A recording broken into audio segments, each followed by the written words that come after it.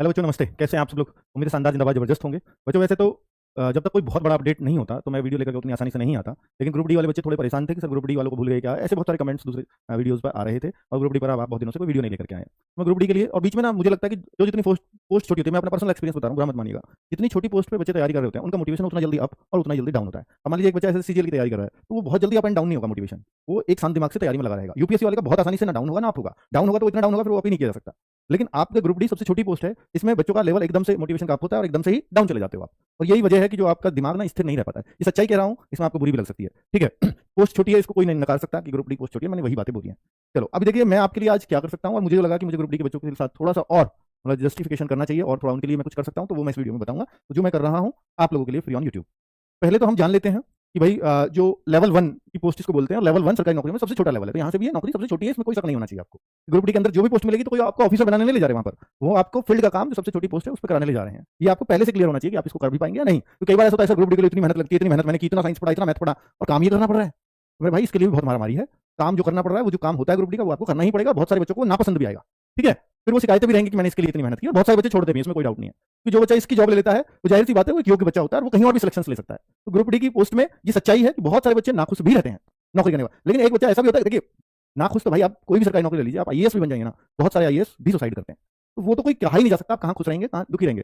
इसमें जॉब लेने के बाद बहुत शान से बहुत सारे लोग नौकरी भी करते हैं, बहुत खुश भी रहते हैं, ऐसी बात नहीं है, ठीक है। तो वो सारे पॉइंट आपको बताने जरूरी है क्योंकि जो आप लोग इस जॉब की तैयारी कर रहे हैं। बाकी बच्चे लेवल 1 की ये जॉब है, ग्रुप डी की पोस्ट है, और इसका ये नोटिस निकला था कि 12 जून से 5 अगस्त के बीच एग्जाम होगा। तो इस पर बहुत सारे बच्चों को लगातार डाउट थे कि सर ये रियल है या फेक है। तो भाई ये देखिए ये सारे पॉइंट्स लिखे हुए हैं और इसमें सब कुछ ऐसे लिखा हुआ है जैसे जितने भी रेलवे के और नोटिस आए तो उनके जैसा ही सब कुछ लिखा हुआ है। तो अभी इस नोटिस की इंटरनल भी हो सकता है, इंटरनल जैसे बना हो। भाई आप यही तो कंफर्म करना चाहते हो कि अंदर की बात बताओ सर। चलो हो सकता है ऑफिशियल तो आया नहीं, मेनली क्या माना जाता है जो ऑफिशियली वेबसाइट पे नहीं आया वो सब फेक है, पर ऐसा नहीं होता। एक नोटिस आपने देखा होगा जिसको हम कई बार दिखाते हैं, जिसमें सारी एनटीपीसी और सबकी डेट लिखी हुई थी एग्जाम की, वो इंटरनल आया, कभी वेबसाइट पर नहीं आया, लेकिन उसी के आधार पर सारे एग्जाम हुए। हालांकि आरपीएफ थोड़ा सा जनवरी की वजह मार्च में हुआ, पर बिल्कुल उसी के अकॉर्डिंग सारा शेड्यूल चला, और वो कोई ऑफिशियल लेटर नहीं था। तो इसका मतलब वो इंटरनल लेटर था पर रियल था।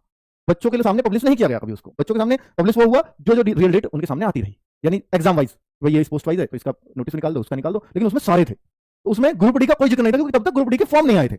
लेकिन उसमें ये पैक्ड था कि जून तक पैक है उनके पास, जून तक उनके पास कोई समय नहीं है। और चूंकि आरपीएफ लेट हो गया तो शेड्यूल और थोड़ा सा पीछे हट गया कि जून में अगर मान लीजिए शुरू में तक पैक था तो वो लास्ट तक पैक हो गया, अगर वो जून पहले लास्ट तक पैक था तो 15 जुलाई तक तो कम से कम पैक हो गया। तो वो सारे एग्जाम उसी क्रम में वो कराते आ रहे हैं। तो आप ये मान लीजिए कि इसमें किसी भी तरह से 12 जून को एग्जाम पॉसिबल ही नहीं है, फिर भी इन्होंने 12 जून लिख दिया। तो उसी से मेरे को लग गया था कि ये फेक है, और इंटरनल भी कहीं भी किसी तरह की इस नोटिस के बारे में कोई जानकारी नहीं है। ये मैं आपको अंदर की बात बता रहा हूं, ठीक है। तो अभी मैं इसको फेक ही मानूंगा, और भाई फेक क्योंकि मैं इंटरनल भी बात बता रहा हूं तो भाई मैं तो फेक कह सकता हूं ना इसको। अब दूसरी बात ये कह सकता हूं कि भाई आपका ना तो ये जून में होना, जून में कोई संभावना नहीं है, पर हाँ जुलाई में भी होगा तो 15 जुलाई के बाद ही लग रहा है, जो संभावनाएं लग रही हैं। मैंने पहले भी बोला था कि जुलाई या जुलाई के बाद ही ये संभव है।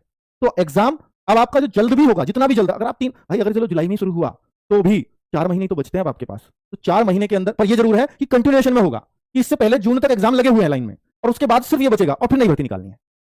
तो निश्चित तौर पर ये जुलाई अगस्त हो सकता है सितंबर तक भी चले, जुलाई टू सितंबर इसके लिए फिक्स रहेगा।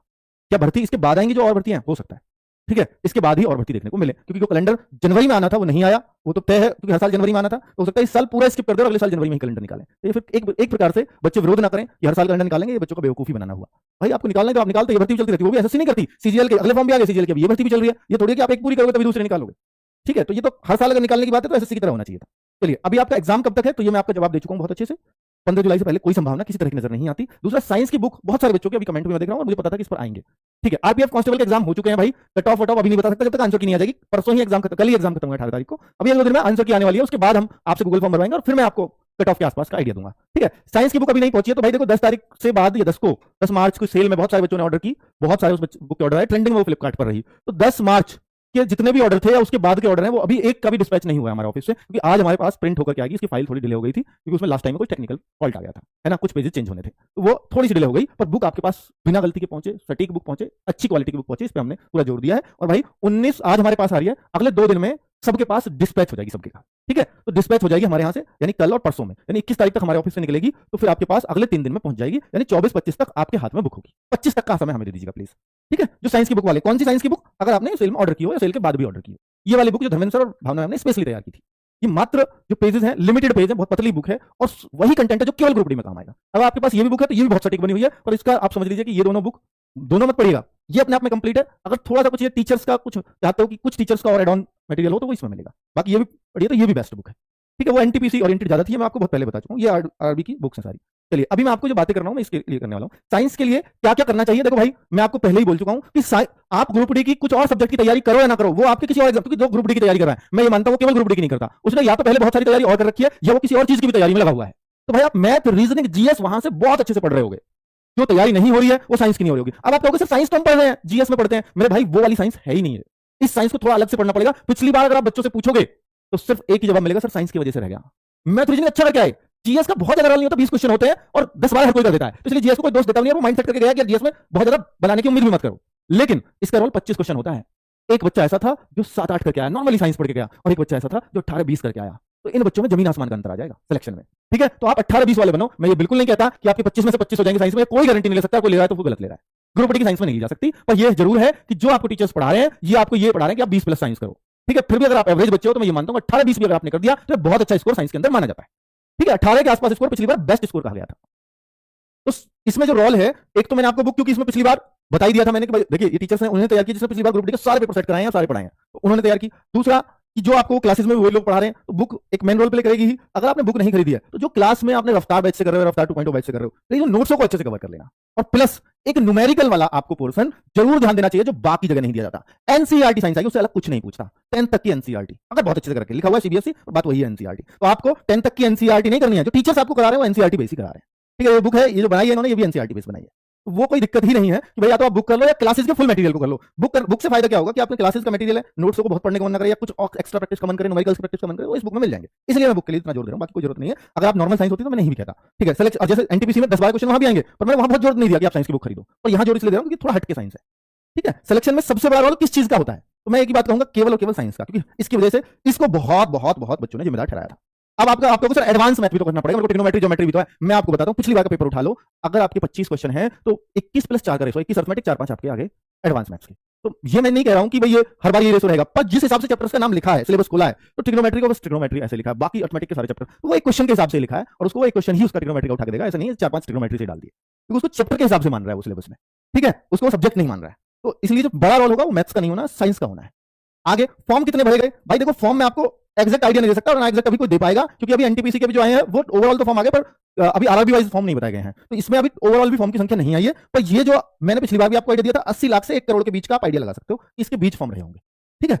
कोर्ट केस का मामला, बच्चे आईटीआई वाले बच्चों ने कोर्ट केस डाला है इसके ऊपर कि देखिए ये हमारा हक था, ये आपने ओपन सबके लिए कर दिया है, और ये कोर्ट केस जो है इस वेस पे भी है क्योंकि आपने 2018 में ये कराने के बाद 2022 से ही एक नोटिस चिपका रखा था कि इस बार ग्रुप डी में आईटीआई वालों को मौका मिलेगा, और फिर क्यों नहीं दिया गया, तो उस पर है। देखिए कोर्ट केस मैं ये नहीं कहूंगा कि जीतेंगे हारेंगे, पर कोर्ट केस और इस भर्ती पे, क्या कोर्ट भर्ती पे स्टे लगा देगा, नहीं, ऐसा बिल्कुल नहीं है। अब ऐसा नहीं होता, जो है अब भर्ती भी आपकी कंटिन्यू चलती रहेगी और कोर्ट केस भी कंटिन्यू चलता रहेगा, दोनों साथ साथ चलेंगे। तो आपका काम है तैयारी करना, इसमें आपका कोई फॉल्ट नहीं है तो आरआरबी मतलब ये रेलवे का फॉल्ट है। और इतने सारे बच्चे जब विदाउट आईटीआई वाले इसमें फॉर्म होंगे, वो डेटा भी कोर्ट मांगेगा, तो वो सबके साथ न्याय वाली बात होगी, वहां ऐसा नहीं है कि वो एक तरफा करके डिसीजन दे दिया जाएगा। तो मैं इसमें इतनी बात कहूंगा। आगे स्पेशल गिफ्ट क्या है, मैं उसकी बात कर लेता हूं। स्पेशल गिफ्ट क्या है, और भाई देखो ये तो रफ्तार 2.0 बैच जो मैं बता ही चुका हूं आपको, ये चल रहा है। जो लोग बैच से जुड़े हुए हैं उनको ये पता ही होगा, क्लासेस 3 फरवरी से रेगुलर इसमें चल रही हैं, तो बैच फरवरी मार्च तक 1.5 महीने के आसपास ये बैच चलते हो गया, सारी क्लासेस में अवेलेबल है, ठीक है। डाउट ग्रुप भी है जहां टीचर्स अवेलेबल होंगे आपके। जो गिफ्ट है मेन, जिसके लिए मैं कह रहा था कि ग्रुप डी के बहुत सारे बच्चे तो ऐसे हैं जो बैच भी परचेज नहीं कर पाएंगे, उनके लिए मैं क्या कर सकता हूं, तो उनके लिए मैंने चलाया है भाई, क्योंकि वो बहुत सारे बच्चों की लगातार डिमांड थी, sir practice set group D का नहीं है, एनटीपीसी आपने शुरू कर दिया, ग्रुप डी वाले बच्चों का आप नहीं सोच रहे हैं, तो उसी वजह से तो ये मैंने किया है। और भाई मैथ्स यहाँ आकाश शर्मा सर करा रहे होंगे सुबह 8 बजे से, फ्री ऑन यूट्यूब होगा। 24 मार्च से क्लासेस है, सभी बच्चे इनसे जुड़े। 8 बजे 11 बजे राहुल शर्मा सर फेवरेट हैं ही आपके रीजनिंग में, वही करा रहे होंगे। 2 बजे से बायोलॉजी, देखिए साइंस मैंने तीनों रखी है इसमें, 2 बजे से बायोलॉजी, 6 बजे से केमिस्ट्री और 9:30 से फिजिक्स, क्योंकि मुझे इसमें साइंस एकमात्र चिंता वाला विषय लगता है। साइंस ही एकमात्र चिंता वाला विषय है जो आपको चिंता से पढ़ना भी चाहिए, और इसमें चाहे न्यूमेरिकल वाली प्रैक्टिस हो चाहे थ्योरी वाली, वो धर्मेंद्र सर करा रहे होंगे। Chemistry Rahul Paliwal sir, chemistry के जादूगर बोले जाते हैं, 6 PM करा रहे होंगे, और 7 बजे जीके जीएस का प्रैक्टिस सेट अजीत सर करा रहे होंगे। तो आपके सभी सब्जेक्ट की टेंशन यहां खत्म हो गई है। 24 मार्च से रोजगार विदंकित यूट्यूब चैनल पर ये free of cost classes YouTube पर चलने वाली है, ठीक है। चलिए, तो ये आपको गिफ्ट मेरी तरफ से रहा कि भाई हाँ, एक चीज मैं आपको कहूंगा कि मॉक टेस्ट ये सफलता की असली कुंजी। मैंने बोला सफलता में क्या क्या रोल होता है, एक होता है मॉक टेस्ट, एक होता है प्रैक्टिस सेट। आप देखिए बहुत सारे बच्चे ऐसे मिलेंगे कि सर मैंने आरडब्ल्यू कोई बैच नहीं लिया, फिर सिलेक्शन कैसे हुआ, सर आपके प्रैक्टिस सेट बहुत गजब के होते हैं, सर आपके मॉक टेस्ट तो मैंने एक भी नहीं छोड़ा। ये वाले 2 बातें जरूर मिलेंगी आपको बच्चों में कॉमन, तो ये वो 2 चीजें हैं। प्रैक्टिस सेट मैंने आपको अब शुरू कर दिया है, 24 मार्च से शुरू होने वाले हैं, और मॉक टेस्ट सुबह 6 बजे हर संडे आता है। अगर आप बैच कर रहे हो तो भाई मेरी रिक्वेस्ट है बैच कंप्लीट करके ही मॉक टेस्ट देना, और अगर आपने बैच कंप्लीट कर लिया है तो ये मॉक टेस्ट जरूर देना। ये सफलता का एक राज अगर आप बताओगे तो वो राज मॉक टेस्ट को ही दोगे। एकमात्र क्रेडिट आपका मॉक टेस्ट हो जाएगा, ये मैं जानता हूं, और दूसरा जाएगा प्रैक्टिस सेट को। ठीक है, क्योंकि प्रैक्टिस ही वो हथियार है जिससे आप ग्रुप डी का एग्जाम निकालोगे। क्योंकि भाई बहुत सारे ऐसे बच्चे होंगे आप में जो शायद पढ़ाई को छोड़ करके ग्रुप डी की आस में लगे हैं, या कुछ बच्चे ऐसे कि यार मैं कहीं भी सेलेक्ट नहीं हुआ, ग्रुप डी में तो हो ही जाऊंगा। तो उन सबको बहुत प्रैक्टिस चाहिए। तो मॉक टेस्ट आपको ये बताएंगे, अभी आप यहां हो और प्रैक्टिस रेगुलर करोगे तो ये पता लगेगा कि मेरा अभी ये सब्जेक्ट वीक चल रहा है, मुझे अभी इस पर इतनी मेहनत करने की और जरूरत है। बस ठीक है, थैंक यू वेरी मच।